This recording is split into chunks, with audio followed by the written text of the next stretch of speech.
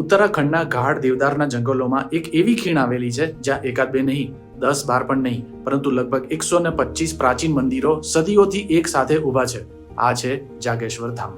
ઊંચા દેવદાર વૃક્ષોનું વન, જટાગંગા નદી અને પહાડોના શિખરો સાથે દેખાતા મંદિરોના શિખરો.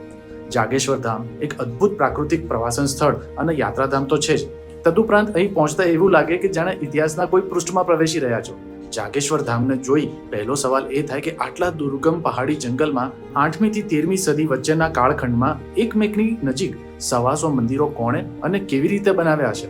વિનાશક ભૂકંપ માટે જાણીતા હિમાલય ક્ષેત્રમાં આ મંદિરો હજી પણ શી રીતે અડગ-ખડક રહી શક્યા છે? આ મંદિરોની દિવાલમાં ઇતિહાસના કયા રહસ્યો સચવાયેલા છે? દેવદારના જંગલો વચ્ચે ઉભેલા જાગેશ્વર ધામ મંદિરના રહસ્યો, દંતકથાઓ અને અદ્ભુત સ્થાપત્ય વિશે વિગતવાર માહિતી લેખ વાંચો ગુજરાતી ભાષાના એકમાત્ર પ્રવાસન જ્ઞાનકોશ જીપ્સી ટ્રાવેલરમાં. હમણાં જ ડાઉનલોડ કરો જીપ્સી ટ્રાવેલર મોબાઈલ એપ.